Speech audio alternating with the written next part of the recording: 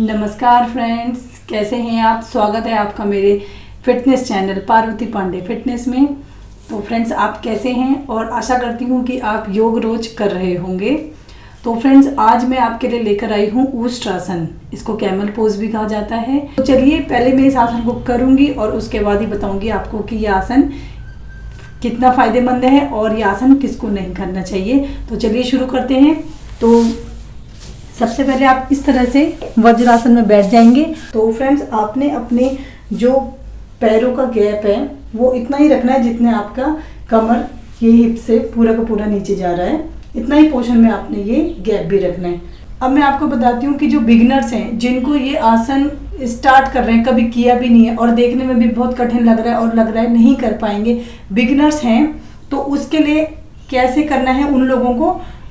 Lower back के पीछे आपने इस तरह से अपने दोनों हाथ इस तरह से पीछे रखने, पीछे रखेंगे और इस तरह आप पीछे अपने पेट को थोड़ा आगे करेंगे और कमर को इस तरह से आगे करेंगे। और आप अगर आप कंफर्टेबल हैं सर पीछे करने के लिए अपना, तो आप पीछे कर सकते हैं इस तरह से। यदि आप नहीं कर सकते हैं तो आप इस तरह से सामने भी देख सकते हैं। ये देखिए,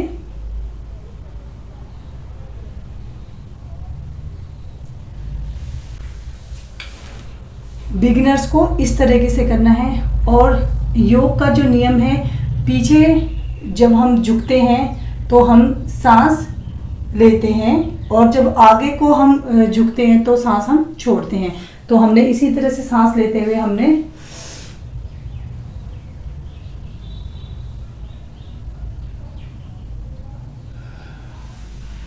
सांस छोड़ते हुए आगे। तो जो बिगिनर्स हैं वो इसका 10-15 बार अभ्यास कर सकते हैं। और होल्ड करना चाहें तो वो, अगर उनकी कैपेसिटी है होल्ड करने की, तो वो होल्ड भी कर सकते हैं। और अब जिनकी बैक मजबूत है और जो इस आसन को कर सकते हैं, वो कैसे करेंगे इस आसन को। तो आपने इसी पोजीशन में रहना है, इस तरह से एड़ियों को आप इस तरह से पीछे की तरफ रखेंगे और सांस लेते हुए इस तरह से अपनी हील को टच करना है और फिर इसी तरह से दूसरे हैंड से भी, और फिर इस तरह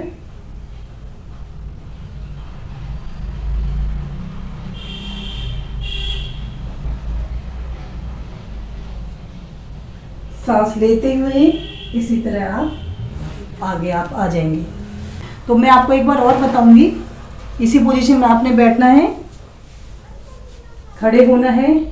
बिगिनर्स को हाथ ऐसे रखे सामने देखना है, जिनकी बैक फ्लेक्सिबल नहीं है, और जो जिनकी बैक मजबूत है और वो कर सकते हैं, तो आपने सांस लेते हुए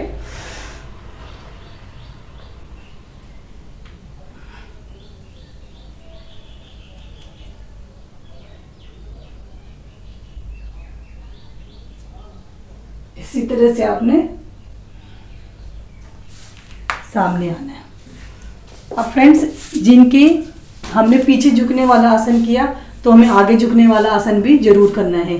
ये योग का नियम है। यदि आप पीछे झुकने का आसन करते हैं तो आगे भी झुके, आगे झुकने का करते हैं तो पीछे भी झुकना चाहिए।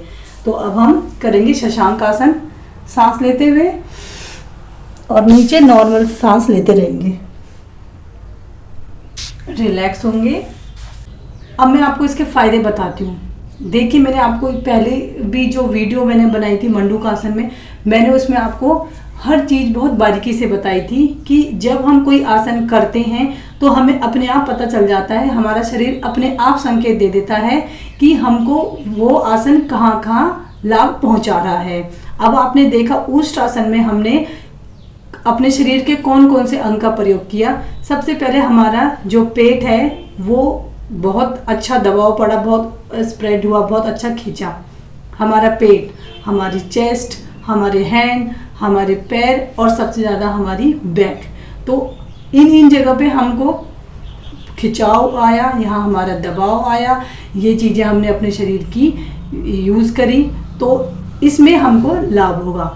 तो अब हमारे शरीर में हमारे हाथों को मजबूत करेगा, हमारे पैर को मजबूत करेगा, सबसे ज़्यादा हमारी कमर को मजबूत करेगा, हमारे पेट में जो ऑर्गन्स हैं, जो हमें इस प्रॉब्लम होती है कब्ज की और हमारे को डाइजेशन से रिलेटेड जो प्रॉब्लम होती है उसकी प्रॉब्लम को ये वहाँ पे ये लाभ पहुँचाएगा। अब हमारी चेस्ट भी किस तरह से स्पेंड हुई ये भी आपने देखा, तो हमारे जो फेफड़े हैं उनको भी अच्छी ऑक्सीजन मिलेगी। तो आपने पीछे झुकते वक्त आपने नॉर्मल सांस लेनी है, आपने कोई होल्ड नहीं करना है, आपने नॉर्मल हल्की हल्की ब्रीदिंग आपने लेनी है। अब हमारा आपने देखा गला भी किस तरह से पीछे हुआ, पूरी नेक हमारे पीछे हो गई थी, तो हमारे थायराइड के लिए भी बहुत अच्छी है। और ये आपने देखा कि पूरे के पूरे जहाँ जहाँ पे हमें दबाव पड़ा, जहाँ जहाँ पे हमें प्रेशर पड़ा, जहाँ जहाँ पे हमको खिंचाव लगा, वहाँ के लिए ये बहुत अच्छी है। अब इसके उलट देखते हैं कि जहाँ पे हमें यहाँ पे प्रॉब्लम है, हमें बैक में प्रॉब्लम है तो हमें नहीं करना है, हमारे पेट में यदि अल्सर है या फिर हर्निया की प्रॉब्लम है हमें नहीं करना है, और दर्द में नहीं करना। अब हम जब अपने पूरे के पूरे सर को इस तरह पीछे करते हैं तो हमारे जो शरीर का जो रक्त है वो हमारे मस्तिष्क में चला जाता है, तो वो बीपी वालों के लिए अच्छा नहीं है। और जब ये बीपी वाले अगर करते भी हैं ना, उनको खुद ही पता चल जाएगा कि मुझे चक्कर आ रहा है, मुझे ये आसन कितना करना है। तो हमारा शरीर ही हमें संकेत दे देता है कि हमको ये आसन कितना लाभ पहुंचा रहा है, हमने ये आसन कितनी सीमा तक करना है। और इसमें एक चीज़ और भी मैं बताना चाहूँगी कि जब हम पीछे को झुकते हैं तो हमारी जो कमर है, हमारी जो बैक है वो थक जाती है, हमारी शरीर अपने आप ही बोलता है कि हमको आगे झुकने वाले आसन भी कराओ। तो जब हम आगे झुकते हैं तो हमको रिलैक्स फील होता है, तो इससे हमारी कमर भी अच्छे से रिलैक्स होती है। पीछे झुकने वाला करा, आगे झुकने वाला करा, बैलेंस, इस तरह से हमारा बैलेंस बना रहता है। अगर हम पीछे झुकने वाले करेंगे और आगे झुकने वाले नहीं करेंगे तो हमको दिन भर बैक में प्रॉब्लम रहेगी।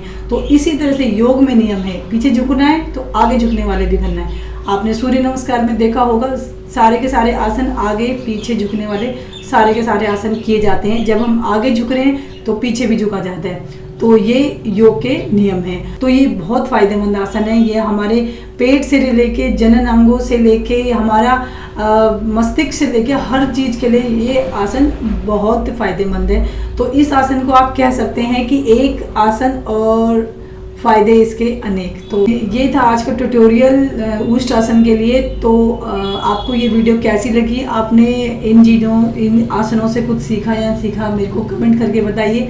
मैं पार्वती पांडे मिलती हूँ आपको अपनी नेक्स्ट वीडियो में, तब तक के लिए आज्ञा दीजिए, नमस्कार।